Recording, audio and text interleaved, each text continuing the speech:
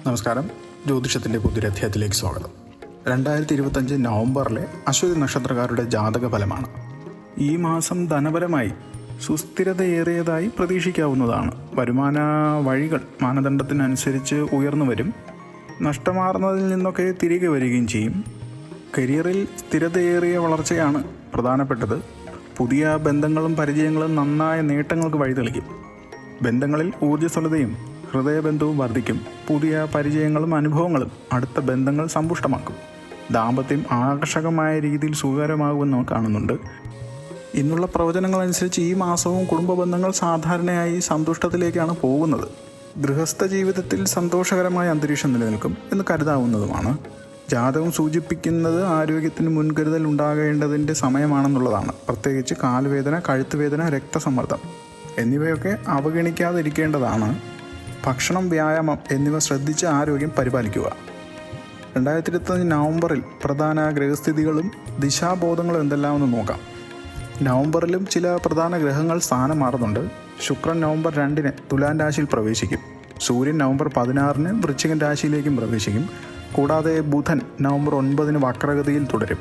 ഗുരു 11 അതായത് നവംബർ 11 വക്രനാകും. ഇവയുടെ ഘടനകൾ തൊഴിൽ, സമ്പത്ത്, ബന്ധങ്ങൾ എന്നിവയിൽ ശ്രദ്ധ നൽകേണ്ട സ്ഥിതികൾ സൃഷ്ടിക്കാനും ഇടയുണ്ട്. ഉദാഹരണമായി മെർക്കുറിയിൽ വക്രമായതുകൊണ്ട് ബന്ധപ്പെട്ട വിഷയങ്ങൾ കൗൺസിലേഷൻ കൂടാതെ ശ്രദ്ധാപൂർവം നടത്തേണ്ടതുണ്ട്. തൊഴിൽ മേഖലയിൽ പുരോഗതി തുടരും. അശ്വതി നക്ഷത്രത്തിൻ്റെ നവംബർ ഫലപ്രകാശനം അനുസരിച്ച് കരിയർ, ബിസിനസ് എന്നിവയിൽ സ്ഥിരതയേറിയ വളർച്ച ഉണ്ടാകുമെന്നാണ് പറയുന്നത്. നിലവിലുള്ള ജോലി സ്ഥിരതയും ചുമതലകളും മെച്ചപ്പെടുന്നതിന് സാധ്യതയുണ്ട്. പുതിയ ബന്ധങ്ങൾ, സഹപ്രവർത്തകരിൽ നിന്നും എന്നിവയ്ക്കൊക്കെ സഹായവും കിട്ടുന്നതാണ്. ദീർഘനോക്കത്തിൽ സ്ഥിരമായി പരിശ്രമിച്ചാൽ നല്ല നേട്ടങ്ങൾ ലഭിക്കുമെന്നാണ് ജ്യോതിഷർ പറയുന്നത്. സാമ്പത്തിക നില മെച്ചപ്പെടുത്താൻ സഹായകമായൊരു മാസമാണ് നവംബർ. ഒരു പ്രവചനമനുസരിച്ച് ഫിനാൻഷ്യലി ഇറ്റ്സ് സൗണ്ട് മന്ത് എന്നാണ് പറയുന്നത്. അതായത് വരുമാനങ്ങൾ സ്ഥിരത ആകുകയും ചെലവ് നിയന്ത്രണമേറിയ നിലയിൽ ആക്കാൻ കഴിയുകയും ചെയ്യും. പിടിച്ചടക്കങ്ങളില്ലാതെ സമ്പത്ത് ഉറപ്പുവരുത്താൻ സാധിക്കും.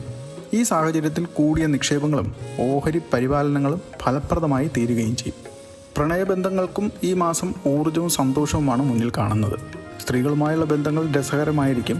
ഉത്കണ്ഠയില്ലാത്ത മനഃശാന്തിയാണ് കാണുന്നത്. കൂടാതെ പുതിയ സന്തതികളായ അനുഭവങ്ങളും ദമ്പതി മണ്ഡലത്തിൽ സൃഷ്ടിക്കാം. ദാമ്പത്യ ജീവിതവുമായി ഹൃദയം നിറഞ്ഞ ബന്ധങ്ങൾ പ്രതീക്ഷിക്കാവുന്നതാണ്. വീണ്ടും പറയുന്നത്, മനസ്സ് തുറന്ന് സംസാരിക്കുകയും പരസ്പരം പിന്തുണ നൽകുകയും ചെയ്താൽ ആ ബന്ധങ്ങൾ കൂടുതൽ ദൃഢമുള്ളതാകും. ആദർശപരമായ കുടുംബ ബന്ധങ്ങളും സഹജീവിതത്തിലെ സന്തോഷകരമായ അന്തരീക്ഷവുമാണ് ഈ മാസത്തെ പ്രവചനങ്ങളിൽ കൂടുതലും. മുൻപ് നടത്തിയ പ്രവചനങ്ങളിൽ ഒത്തിരി നേരം ഈ മാസം കുടുംബജീവിതം ആനന്ദകരമായിരിക്കും എന്നൊരു പരാമർശം കാണപ്പെടുന്നുണ്ട്. അതിനനുസരിച്ച് നവംബറും സമാധാനപരവും സൗഹൃദപരവുമായിരിക്കും. വീട്ടിലും കുടുംബസമേതം സന്തോഷകരമായ ചങ്ങാതിയായി നിലനിൽക്കുകയും ചെയ്യും. പഴയ തർക്കങ്ങൾ പൂർണ്ണമായും വിട്ടുമാറുന്നതുമായിരിക്കും. ആരോഗ്യം മുൻ പരിചരണത്തോടെ നിലനിർത്താറുണ്ടെന്നുള്ളതാണ് ജ്യോതിഷ സൂചനകൾ കാണുന്നത്. ഇപ്പോഴുള്ള ആരോഗ്യത്തെ അവഗണിച്ചാൽ, അതായത് കാലുവേദന, തലവേദന, ഉയർന്ന രക്തസമ്മർദ്ദം പോലുള്ള പ്രശ്നങ്ങൾ സൃഷ്ടിക്കുമെന്നാണ് പറയപ്പെടുന്നത്.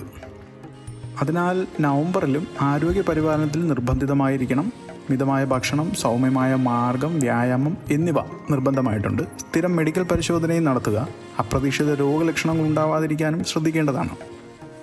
ആഖ്യാനോപരി അസാധ്യമെന്നതിനോട് ജാതകം നിർദ്ദേശിക്കുന്നില്ല. സാധാരണ പോലെ വളരെ ശ്രദ്ധയോടെ പഠനം തുടരുക എന്നുള്ളത് നിർബന്ധമാക്കുക എന്നതാണ് ജ്യോതിഷ ഉപദേശം പറയുന്നത്. വിഷമസ്ഥിതികളെ മറികടക്കുകയും ആത്മവിശ്വാസത്തോടെ പരീക്ഷകൾക്ക് മുന്നോട്ട് പോവുകയും എന്നതാണ് ശുഭമെന്ന് സൂചിപ്പിക്കുന്നു. ദോഷനിവാരണത്തിനും പരിഹാരത്തിനും ആയി നോക്കേണ്ടത് നവംബറിലുള്ള ദോഷനിവാരണ നിർദ്ദേശങ്ങളിൽ ശ്രീലക്ഷ്മി ദേവിയുടെ ആരാധന പ്രധാനമാണ്. നവംബറിലെ സ്ഥാനം മെച്ചപ്പെടുത്താൻ ശ്രീലക്ഷ്മി ക്ഷേത്രം സന്ദർശിച്ച് ദേവിക്ക് വഴിപാടുകൾ അർപ്പിക്കുക.